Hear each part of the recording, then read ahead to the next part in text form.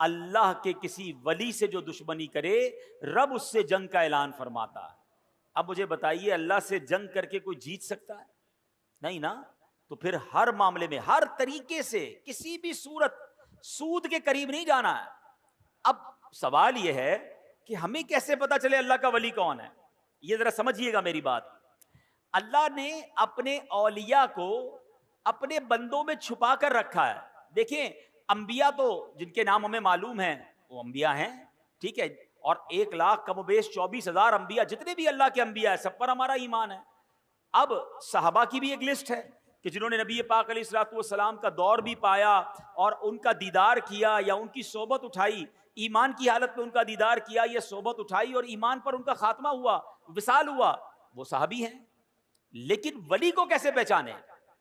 تو علماء فرماتے ہیں کہ اللہ نے اپنے ولیوں کو لوگوں میں چھپا کے رکھا ہے۔ ہو سکتا ہے آج شکارپور کے اس اجتماع میں اللہ کے بہت سارے اولیاء کرام موجود ہوں، ہمیں نہیں پتا۔ تو اب کرنا کیا ہوگا کہ ہمیں ہر مسلمان سے ادب سے بات کرنی ہے، ہر مسلمان سے پیار سے بات کرنی ہے، کسی کا دل نہیں دکھانا۔ کیا پتا میں کسی کے ساتھ بدتمیزی کروں وہی اللہ کا ولی ہو، اور ویسے ہر مسلمان کے ساتھ بدتمیزی سے بچنا ہے، ادب تو سب کا کرنا ہے، لیکن اللہ کے ولی کے ساتھ تو بیڑا غرق ہو جائے گا نا۔ تو اپنی زبان کو احتیاط سے استعمال کریں، لوگوں کے ساتھ جو ہے وہ بدتمیزی نہ کریں، کسی پر ظلم نہ کریں، کسی پر زیادتی نہ کریں۔ ہمیں کیا معلوم اللہ کی بارگاہ میں اس کا کیا مرتبہ ہے، بلکہ احادیث میں یہ مضمون ملتا ہے کہ کچھ لوگ ایسے ہوں گے کہ جو پراگندہ بال ہوں گے، یعنی بال بکھرے ہوئے ہوں گے، کپڑے ان کے اتنے اچھے نہیں ہوں گے، ان کو اپنی محفل میں کوئی نہیں بلاتا ہوگا، نہ آئیں تو کوئی نوٹس بھی نہیں کرتا۔ آقا علیہ الصلوۃ والسلام فرماتے ہیں مگر اللہ کی بارگاہ میں ان کا وہ مقام ہوتا ہے کہ اگر وہ قسم اٹھا لے کسی معاملے پر رب ان کی قسم پوری فرما دیتا ہے۔ ہم تو عام طور پہ لوگوں سے ملتے بھی ان کے لباس کو دیکھ کر، ہاں یار یہ ذرا رکھ رکھاؤ والا ہے، اس سے ملنا ہے، اس کو ساتھ بٹھانا ہے، نہیں یار اس کے کپڑے میلے ہیں، یہ تو دکھنے میں بڑا غریب لگتا ہے، ٹوٹی ہوئی چپل پہن کر آیا ہے، اس کو کہاں اپنے قریب آنے دوں، اس کے کپڑوں سے بو آ رہی ہے۔